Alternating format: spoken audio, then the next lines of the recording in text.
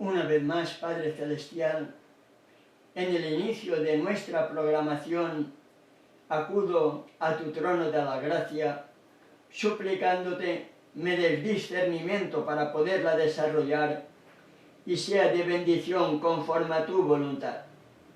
En el nombre de tu Hijo amado, te lo pido y te doy las gracias. Amén. Amén.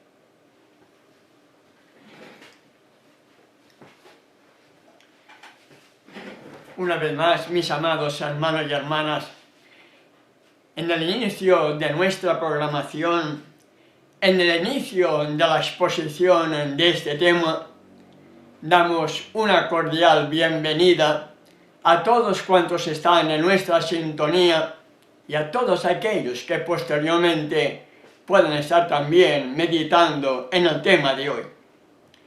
Llevamos con 4 temas relacionados con el milenio, 3 temas ya desarrollados con anterioridad, y podemos tener la completa seguridad de que el milenio será en el cielo y no en la tierra, tal como la interpretación hebrea así lo dice, muy contrario a la interpretación bíblica que hallamos en la Escritura.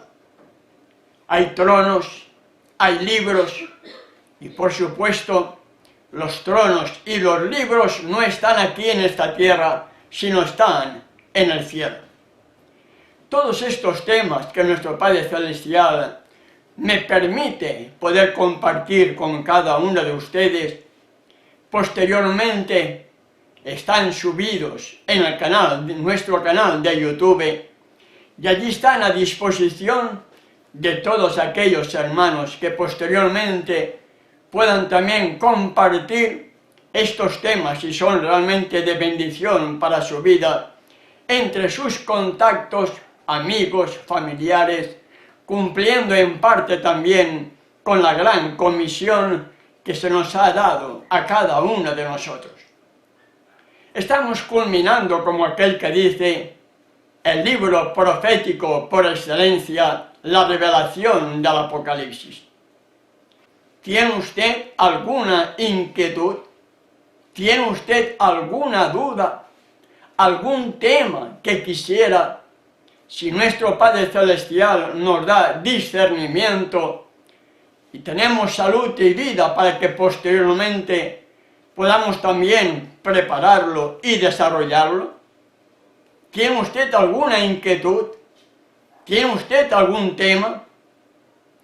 Espero, hermano y hermana, que puedas estar en estos momentos escuchando el programa en directo o posteriormente puedas llegar hasta el final, porque al final vamos a mencionar algo que está directamente relacionado con este mensaje, la Nueva Jerusalén, la esposa del Cordero. Y entrando de lleno ya en el tema de hoy, después del milenio, después de la muerte segunda, tal como estuvimos comentando ayer, en Apocalipsis capítulo 20, verso 10, y el verso 14 y 15 del mismo capítulo 20, la tierra será totalmente purificada. El pecado será purificado, será eliminado de la tierra. Totalmente raíz y rama van a ser eliminados de la tierra. Y la expresión cielo nuevo y tierra nueva que hallamos en el capítulo 21 de Apocalipsis representa que no quedará nada que tenga que ver con el pecado. No habrá rasgos del pecado cuando la tierra y el cielo sean nuevos después del milenio, mi querido hermano y hermana. El fuego consumirá todos los efectos de una tierra contaminada por el pecado y el mundo será purificado del mismo modo que el fuego purifica al oro. Entendemos, a la conclusión del milenio, el fuego que será por toda la tierra, purificará esta tierra manchada por el pecado, y la purificación de la misma será la morada de los redimidos por toda la eternidad. En Apocalipsis capítulo 21, versos 1 y 2, nos dice lo siguiente: vi un cielo nuevo y una tierra nueva, porque el primer cielo y la primera tierra pasaron y el mar ya no existía más. Después del milenio, la nueva Jerusalén representa que es un cielo nuevo y una tierra nueva, porque el primer cielo y la primera tierra pasaron. Todo lo que tenía que ver con el pecado, todo pasó.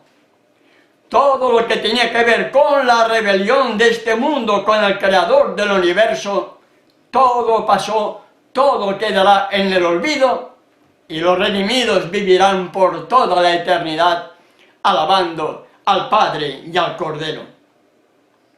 Y el verso 2 nos dice: y yo, Juan, vi la santa ciudad, la nueva Jerusalén, descender del cielo de Elohim, dispuesta como una esposa ataviada para su marido.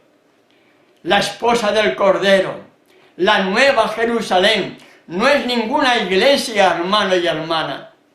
La esposa del Cordero no es ninguna iglesia, ningún ministerio independiente, porque todos están contaminados por el egoísmo y por el pecado del ser humano. La esposa del Cordero son y serán los redimidos que estén dentro de la nueva Jerusalén, aquellos que hayan estado durante el milenio revisando el juicio de los muertos, que no tuvieron parte en la primera resurrección y por lo tanto tendrán parte en la segunda resurrección para ser lanzados en aquel lago que arderá con fuego y azufre, hermano y hermana. Y como estuvimos comentando en nuestro tema de ayer, de acuerdo a Apocalipsis capítulo 20, verso 9, será el último intento de Satanás para no ser ejecutado.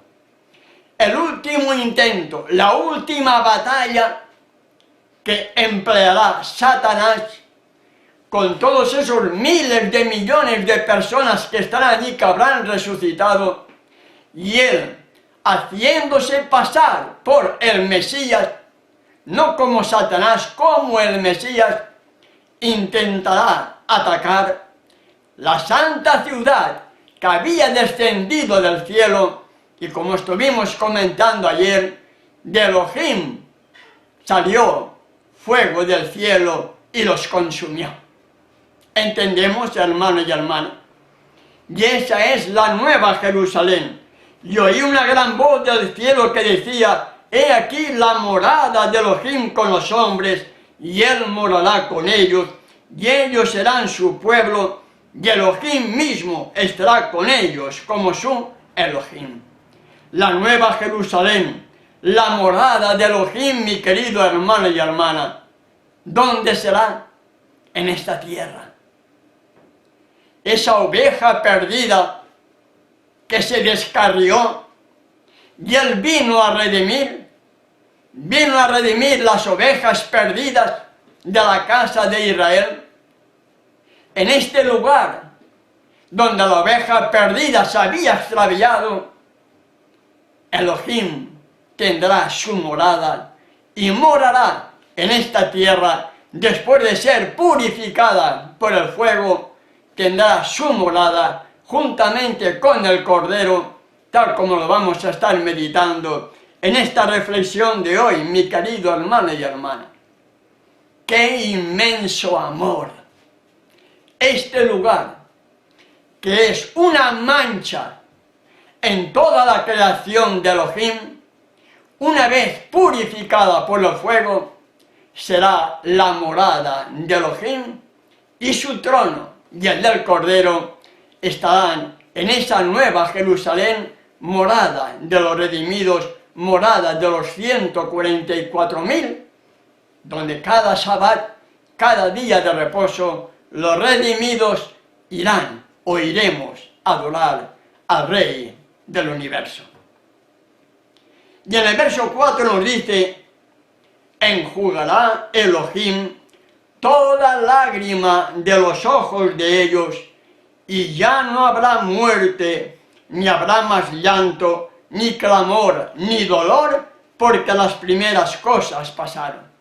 Yo debo de entender correctamente esto, hermano y hermana. Ya no habrá llanto, no habrá clamor, no habrá dolor, no habrá muerte. ¿Por qué? Porque no habrá pecado.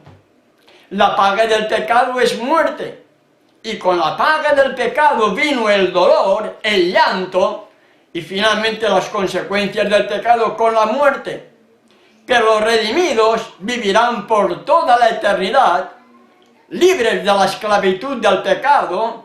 El pecado ya no volverá a surgir para nada, y no habiendo pecado, entonces representa que terminaría el dolor, el clamor y el llanto, porque las primeras cosas pasaron, y las primeras cosas tienen que ver con la aparición del pecado en esta tierra, hermano y hermana. Nos sigue diciendo el verso 6. Y me dijo: hecho está, consumado es. Yo soy el alfa y el omega. Son palabras griegas, no deberíamos usarlas. Yo soy el alef y el tav, el primero y el último, el principio y el fin. Eso es lo que significa alfa y omega, la primera y la última letra del abecedario griego. Entonces, para no seguir usando nombres blasfemos, usemos correctamente el nombre en hebreo o la traducción correcta al idioma castellano, que es el primero y el último, el principio y el fin. Y nos sigue diciendo: al que tuviere sed, yo le daré gratuitamente de la fuente del agua de la vida. Yo tengo sed espiritual, hermano y hermana. Anhelo poder estar ahí junto con los redimidos. Anhelo contemplar a aquel que dio su vida por mí, siendo un tremendo pecador y él totalmente inocente.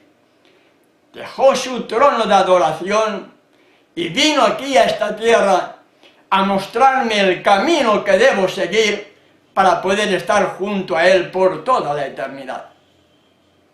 Vino como siervo, vino a servir, y hoy la gran mayoría de dirigentes quieren que la gente les sirva, y la majestad del cielo vino aquí a esta tierra a ser siervo de siervos. Y en los versos 7 y 8 vienen las promesas, hermano y hermana, unas promesas para los vencedores. Escucho, unas promesas para los vencedores, porque nos dice así el verso 7 de Apocalipsis capítulo 21: el que venciere, el que dejare el mundo, el que dejare la apostasía, el que dejare el pecado, el que venciere, en otras palabras, el que luchara como Jacob para poder obtener su perdón, y nuestro nombre sea cambiado por Israel, porque Israel significa vencedor. Él vino a buscar a las ovejas perdidas de la casa de Israel, y al entrar dentro de este aspecto espiritual, ser parte de esas ovejas de la casa de Israel, es ser vencedor. Y el vencedor ya no practica el pecado, hermano y hermana, porque la simiente de Elohim lo resguarda. Somos tentados, por supuesto que somos tentados, pero una cosa es la tentación y otra es consumir la tentación que me lleva al pecado, y la paga y las consecuencias del pecado es muerte. Y el verso 7 está la promesa condicionada a nuestra actitud, a nuestra respuesta, porque todo está condicionado, hermano y hermana. Nuestro libre albedrío decide nuestro destino eterno. ¿A quién quiero servir? ¿Bajo qué simiente quiero estar? ¿A la simiente de Yeshua? ¿O a la simiente de la serpiente? ¿A la simiente de Satanás? Pretendiendo ser parte de las vírgenes prudentes, sea parte de las vírgenes insensatas, por mi hipocresía, por tu hipocresía, y finalmente perdidos. ¿Entendemos, hermano y hermana? No es tiempo de estar hablando de un evangelio de prosperidad, de paz y de seguridad. Hay que predicar mensajes de cuño antiguo. Si Juan el Bautista estuviera hoy con nosotros, hace tiempo que le hubieran cortado la cabeza. Si nuestro Redentor estuviera con nosotros, nosotros mismos le hubiéramos dicho: crucifícale, ejecútale, ejecútale, porque sus obras no entraban dentro de nuestra mente, porque éramos todavía mundanos, hermano y hermana. La historia siempre se repite. Hoy, si Yeshua viniera con nosotros, su propio pueblo, y si usted dice que es parte de su pueblo, su propio pueblo, serían los primeros en gritar: crucifícale, crucifícale, ejecútalo, ejecútalo, porque la historia siempre se repite, hermano y hermana. Por lo tanto, la promesa solamente son para aquellos que son obedientes, porque todas las promesas están condicionadas al que venciere. Al que venciere heredará todas las cosas, y yo seré su Elohim, y él será mi hijo.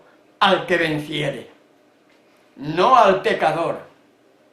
Bueno, hemos sido tremendos pecadores, pero hay un cambio, una diferencia entre un antes y un después.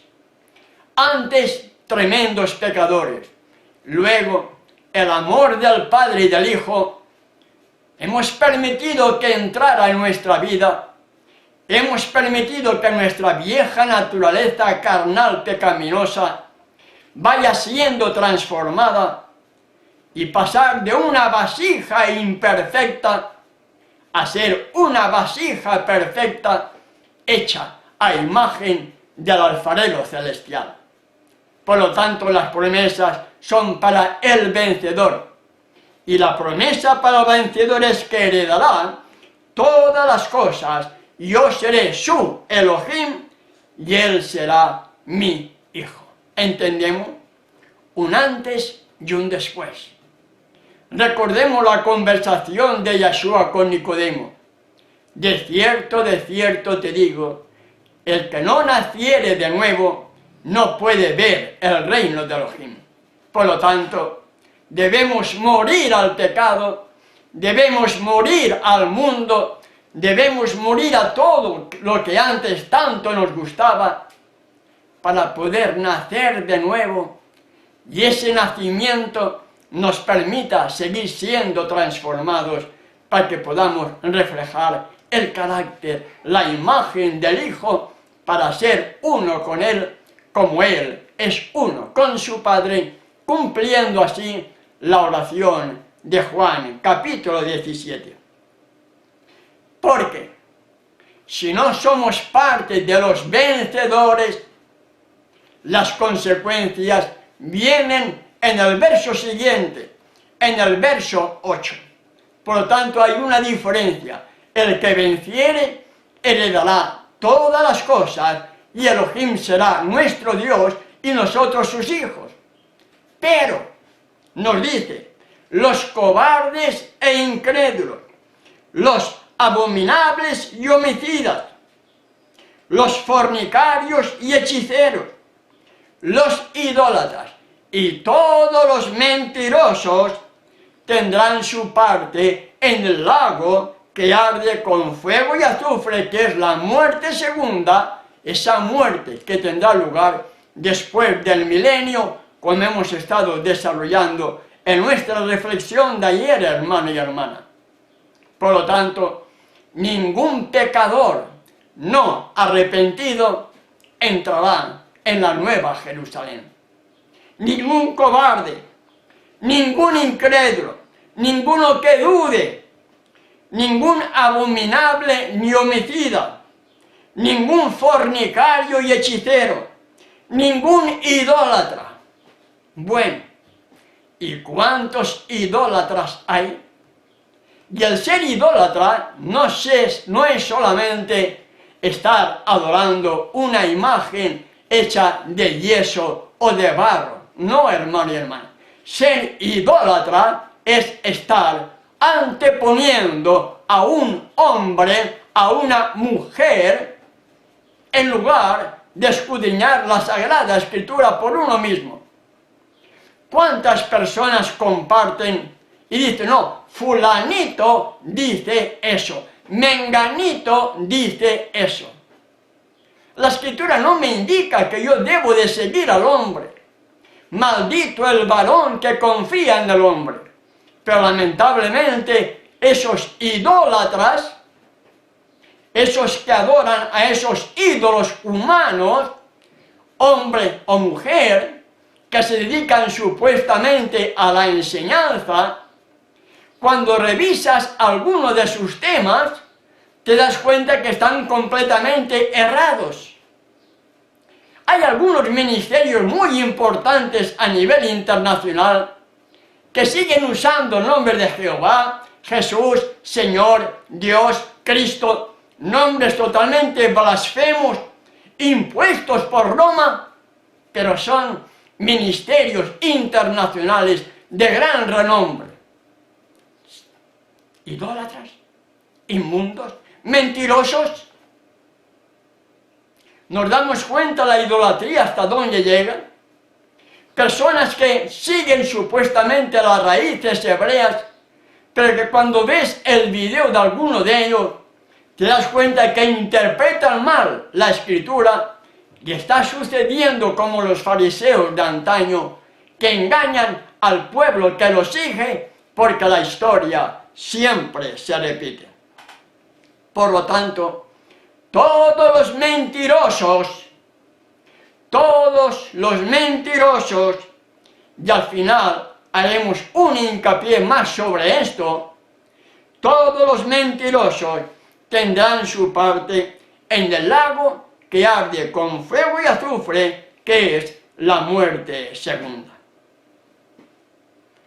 Y continuando con este capítulo 21, el verso 9 y 10 nos dice algo muy importante para que podamos entender, para que podamos discernir que no hay ninguna iglesia, no hay ningún ministerio independiente, no hay nadie en la tierra que pueda atribuirse el título de ser la esposa del Cordero. No lo hay, hermano y hermana, porque todo está corrompido, todo está contaminado por el egoísmo del corazón humano y por el pecado y por la hipocresía al estar aparentando lo que no somos. Verso 9 del capítulo 21 de Apocalipsis. Vino entonces a mí uno de los 7 ángeles que tenían las 7 copas llenas de las 7 plagas postreras, y habló conmigo diciendo, ven acá y yo te mostraré la desposada, la esposa del Cordero. ¿Cuándo será demostrada la esposa del Cordero? En la nueva Jerusalén, después del milenio. Y me llevó en el espíritu a un monte grande y alto y me mostró la gran ciudad santa de Jerusalén que descendía del trono de Elohim. Esto está en relación, Apocalipsis 20, verso 9, es cuando Satanás intenta conquistar la ciudad santa. Y descendió fuego de Elohim y consumió a todos ellos. ¿Entendemos? Juan vio en visión y escribe lo que humanamente puede llegar a entender y a escribir. Pero esa santa ciudad desciende después del milenio, y después del milenio la tierra será purificada por el fuego. ¿Entienden? Y por lo tanto, hermano y hermana, la nueva Jerusalén, todos aquellos redimidos son y representan que forman parte de esa nueva Jerusalén que es la esposa del Cordero. Ninguna iglesia, hermano y hermana, ninguna iglesia, ningún ministerio independiente, por muy importante que aparente ser, puede tomar el atributo de decir que somos la esposa del Cordero, porque la esposa del Cordero son los redimidos que estarán dentro de la nueva Jerusalén. Y nos sigue diciendo el verso 10, a un grande y alto monte. ¿Qué monte? ¿Dónde descenderá Yahshua en la nueva Jerusalén? ¿Dónde descenderá? ¿Dónde se posarán sus pies? ¿Dónde, hermano y hermana? ¡Qué lindo! La Escritura, cuando uno la estudia con humildad, es maravillosa porque se interpreta a ella sola, hermano y hermana. Veamos el libro de Zacarías. Zacarías, capítulo 14, verso 4. Zacarías, capítulo 14, verso 4. Y se afirmarán sus pies en aquel día sobre el monte de los olivos. En el mismo lugar que ascendió al cielo, en el mismo lugar donde él pasaba horas orando, clamando por la salvación del pueblo de Israel, en el mismo lugar descenderá del cielo y sentará, pondrá sus pies en la nueva Jerusalén, en el monte de los olivos. Y se afirmarán sus pies en aquel día sobre el monte de los olivos, que está enfrente de Jerusalén, al oriente, y el monte de los olivos se partirá por en medio hacia el oriente y hacia el occidente, haciendo un valle muy grande. Y la mitad del monte se apartará hacia el norte y la otra mitad hacia el sur. En el mismo lugar que ascendió, en el mismo lugar descenderá. Veamos el libro de Hechos. Hechos capítulo 1, verso 12. Escrito por Lucas. Entonces volvieron a Jerusalén desde el monte que se llama Olivar, después de que vieron ascender a Yahshua al cielo. Lucas, relatando esa experiencia, dice que después, entonces, volvieron a Jerusalén desde el monte que se llama del Olivar, el cual está cerca de Jerusalén, camino de un día de reposo. ¿Entendemos? La nueva Jerusalén, cuando descienda del cielo, se sentará, se aposentará en el mismo lugar de donde ascendió la majestad del cielo, en el monte de los olivos, hermano y hermana. Y en el verso 12 y 13 nos dice que esa nueva Jerusalén, esa ciudad de los redimidos, tenía un muro grande y alto, con 12 puertas, y en las puertas 12 ángeles y nombres inscritos que son de las 12 tribus de los hijos de Israel. ¿Entendemos? Nombres inscritos de las 12 tribus de los hijos de Israel. En otras palabras, nuestros apellidos, nuestros nombres, si estamos entre los redimidos, estarán en alguna de esas puertas, porque dice sus nombres escritos en las puertas de esa nueva Jerusalén. Allí no entrará cualquiera por cualquier puerta, hermano y hermana. Allí habrá orden, habrá reverencia, y cada uno sabrá por qué puerta debe de entrar, porque dice, en las puertas 12 ángeles y nombres inscritos, que son los de las 12 tribus de los hijos de Israel. ¿Entendemos? Cada uno tendrá un lugar de entrada concretamente por esa nueva Jerusalén, por esa ciudad que será la esposa del Cordero, hermano y hermana. Nombres inscritos de los hijos de Israel. Al oriente 3 puertas, al norte 3 puertas, al sur 3 puertas, al occidente 3 puertas.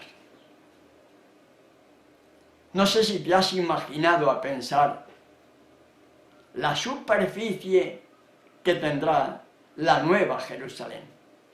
Lo vamos a meditar a continuación, hermano y hermana, porque va a ser imponente. Va a ser verdaderamente imponente la nueva Jerusalén, la morada de los redimidos. Veamos el verso 14. Y el muro de la ciudad tenía 12 cimientos, y sobre ellos los 12 nombres de los 12 apóstoles, de los 12 emisarios del Cordero. ¿Entendemos? Y ahora viene lo más importante para saber qué superficie, qué medidas va a tener esa santa ciudad, esa nueva Jerusalén. Verso 16. La ciudad se halla establecida en cuadro, y su longitud es igual a su anchura, y él midió la ciudad con la caña, 12.000 estadios, la longitud, la altura y la anchura de ella son iguales. 12.000 estadios. Una ciudad totalmente cuadrada. La misma superficie de largo por ancho. Y nos dice de altura también. 12.000 estadios. 12.000 estadios representa que son, ¿cuántos kilómetros? 2.160 kilómetros. 12.000 estadios multiplicado por la cantidad que mide un estadio, lo tenemos en la tabla de pesos y medidas. Un estadio representa a 180 metros. Entonces multiplicamos 12.000 estadios por 180 metros y nos da 2.160 kilómetros. 2.160 kilómetros de largo, 2.160 kilómetros de ancho, y nos hace un total de 4.665.000 kilómetros cuadrados. En otras palabras, 9 veces España. 9 veces España. 2 veces todo el territorio argentino, porque el territorio argentino creo que tiene 2 millones y pico de kilómetros. Si no son 2 veces el territorio argentino, poco le va a faltar, pero esa gran ciudad va a tener 2.160 kilómetros de ancho, de largo, y por lo tanto multiplicamos el largo por ancho y nos da 4.665.000 kilómetros cuadrados. ¿cómo será ese muro? ¿Cómo será el muro de esa nueva Jerusalén? Las medidas también nos lo revelan. Verso 17. Y midió su muro 144 codos. Busco en tablas y medidas codo, y a la medida del codo son 45 centímetros.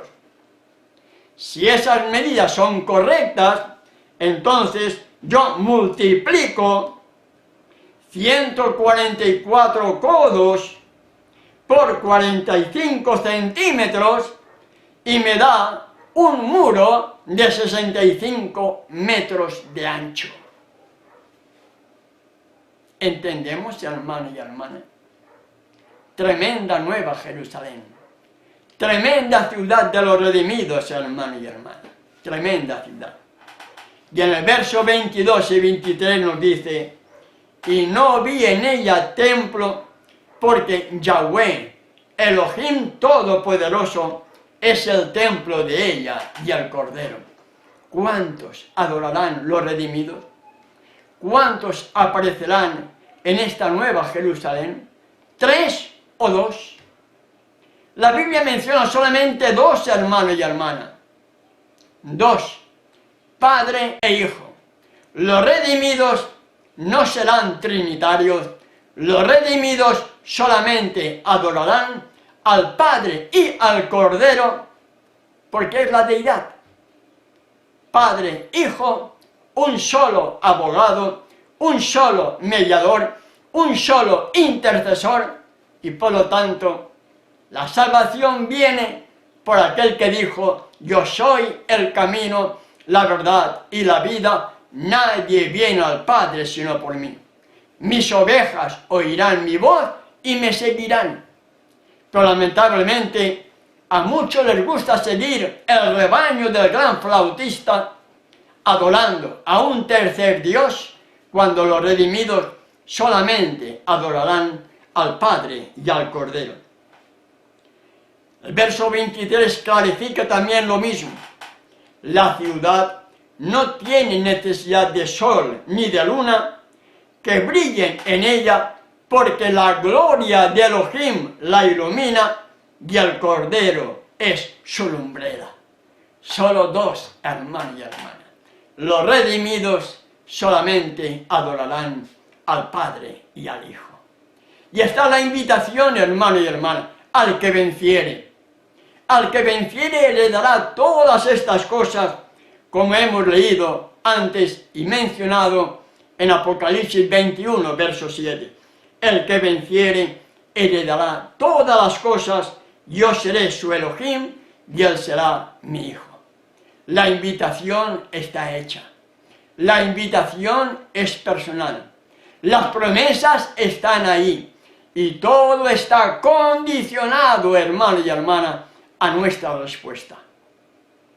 Y en el verso 27, para ir concluyendo un poquitín la interpretación de este tema, aunque vamos a extendernos en este pasaje, nos dice: no entrará en ella ninguna cosa inmunda o que hace abominación y mentira, sino solamente los que están inscritos en el libro de la vida del Cordero. Y ahora, mi querido hermano y hermana, hago uso de esas palabras que escribió Saúl a los hermanos de Galacia, y lo hallamos en Gálatas capítulo 4, verso 16. Me he hecho pues vuestro enemigo por deciros la verdad.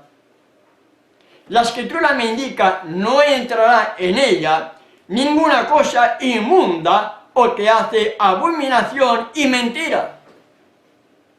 Nos habla de personas inmundas, personas abominables y personas mentirosas. Yo debo de pensar si estoy dentro de esa inmundicia, de esas cosas que dice la Escritura, que no entrará en la Nueva Jerusalén ninguna cosa inmunda o que hace abominación y mentira, Porque es evidente, hermano y hermana, que salir de Roma, salir de las inmundicias de Roma, en todos los aspectos, porque tener un punto en común con Roma es ser romano, es ser católico, es ser inmundo, es seguir siendo pagano. Y para muchos parece que es imposible ir en contra de la corriente popular. Las iglesias cristianas todas adoran la Trinidad. Las iglesias cristianas todas tienen como punto de doctrina la enseñanza blasfema de un Dios compuesto por tres personas, de una Trinidad que no existe en la Biblia. Una creencia, una enseñanza, una doctrina que cree la Iglesia Católica y cree también el mundo en general, y por lo tanto el verdadero creyente no puede tener nada en común ni con Roma ni con el mundo, pero lamentablemente el cristianismo está siguiendo esta falsa enseñanza de la Iglesia Católica Apostólica Romana. El cristianismo en su mayoría están guardando el domingo, y la Iglesia Adventista del Séptimo Día, que presume ser séptimo día, también va a claudicar para adorar el domingo, como ya está adorando también la Trinidad. El mundo cristiano, en general, ahí incluyo ya al movimiento adventista moderno, están celebrando las fiestas paganas, despreciando las fiestas solemnes de Yahweh. Y la gran mayoría del mundo cristiano creen en la inmortalidad del alma.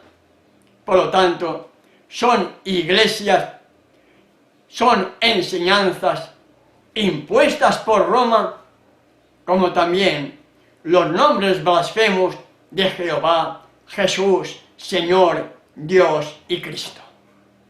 Son nombres blasfemos, hermano y hermana.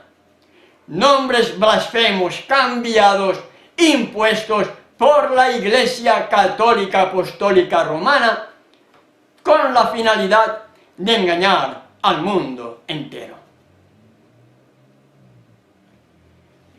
Hace 100 y pico de años, cuando el mundo estaba bajo la influencia católica, no estaban todavía ni el mesianismo de ahora, ni nada que tenga que ver con el Estado de Israel. El mundo estaba totalmente en apostasía. Elohim levantó un movimiento profético. No lo he dicho nunca, pero debo reconocerlo que es así. Levantó un movimiento profético que recibió lo mismo que recibió Israel en el monte del Sinaí. La ley, el Sabbat, el sábado, las fiestas solemnes, la alimentación, la enseñanza correcta del santuario. Y ese movimiento profético se le dio el nombre de Adventista del Séptimo Día, porque es así. Todo aquel que espera la segunda venida de nuestro Redentor es considerado como adventista y del séptimo día, porque guardan el día de reposo bíblico. Los pioneros recibieron toda la verdad. Los pioneros recibieron la misma verdad, el mismo mensaje, repito, que recibió Israel en el monte del Sinaí. Pero Satanás es tan astuto que comenzó a entrar la apostasía en ese movimiento profético, y hoy lo que antiguamente era considerado como el verdadero pueblo de Elohim es una hija más de esa Babilonia la Grande, la madre de las rameras, y hoy no hay ninguna iglesia, no hay ninguna keila, no hay ninguna denominación religiosa, no hay ninguna congregación mesiánica que no esté bajo la influencia y el poder de la Iglesia de Roma, hermano y hermana. Y lamentablemente hay ministerios importantes aparentemente, y cuando digo importantes me refiero de renombre internacional, ministerios de renombre internacional que siguen siendo inmundos al estar usando nombres inmundos impuestos por Roma como Jehová, Jesús, Señor, Dios y Cristo. La verdad duele, pero no quiero ser un falso atalaya, hermano y hermana. Me he hecho pues vuestro enemigo por deciros la verdad. Y por lo tanto, estos ministerios independientes de renombre internacional, donde miles de miles lo siguen, están siguiendo las inmundicias de Roma y por lo tanto indignos de entrar en la Nueva Jerusalén al estar mencionando nombres inmundos, nombres abominables que no tienen nada que ver con los nombres hebreos que hallamos en la Escritura. ¿Será por los panes y los peces? ¿Será por los diezmos y las ofrendas que reciben, que no quieren dejarlas y están perdiendo su salvación por un plato de comida? No lo sé, pero cada uno debe pensar y decidir qué hacer con su vida. Esos mismos ministerios independientes de renombre internacional mencionan, por ejemplo, Abraham. Abraham es hebreo. Mencionan Sara. Sara es hebreo. Mencionan Isaac. Isaac es hebreo. Mencionan Jacob. Jacob es hebreo. Mencionan Israel. Israel es hebreo. Mencionan los nombres de los hijos de Israel, son hebreos, porque todos esos nombres tienen un significado en español, pero no mencionan su significado, sino mencionan el nombre en hebreo. Pero mencionan los nombres en hebreo. Betel es hebreo, Betesda es hebreo, Peniel es hebreo.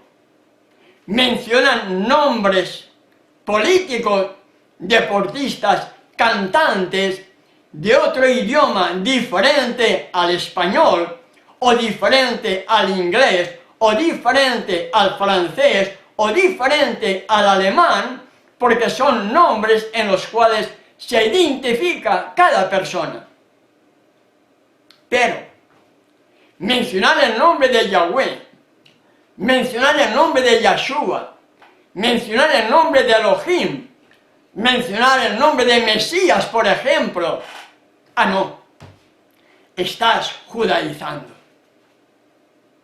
Y ellos no se dan cuenta que su mente es totalmente católica al estar siguiendo las falsas enseñanzas impuestas por Roma. Y repito, ¿será que por los diezmos y las ofrendas los líderes de esos ministerios independientes están vendiendo sus almas, están vendiendo sus vidas por un plato de comida, por esos diezmos y ofrendas que posiblemente les lleguen a montones al estar usando nombres impuestos por Roma?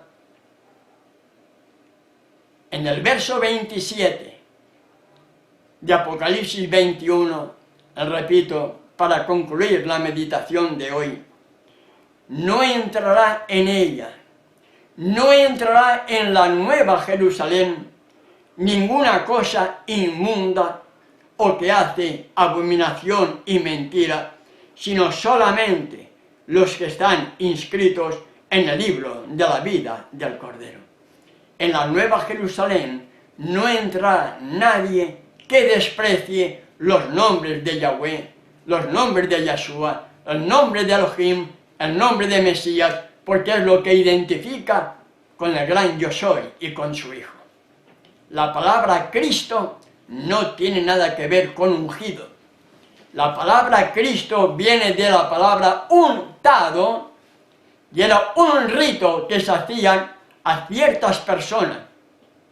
Y el catolicismo usó ese untado, ese rito que se hacían a esas personas, para decir que el Mesías era un Cristo, un untado.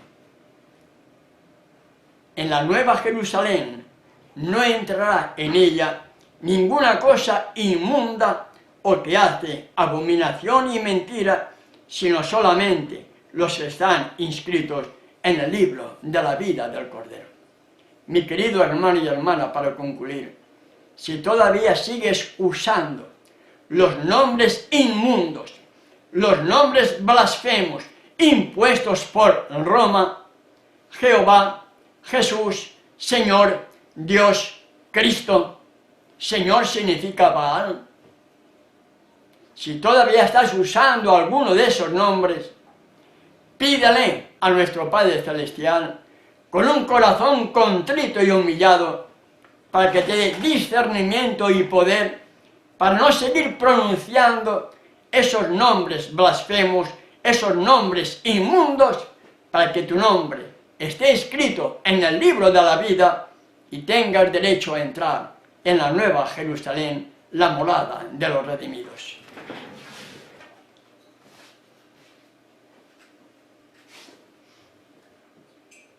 Gracias, Padre Celestial, porque me has dado el discernimiento para poder desarrollar este tema. Todo está en tus manos, Padre, para que tú, Ruach, siga haciendo la obra con cuantos están meditando en este tema o van a hacerlo posteriormente, y sea de bendición conforme a tu voluntad. En el nombre de tu Hijo amado, te lo pido y te doy las gracias. Amén. Amén.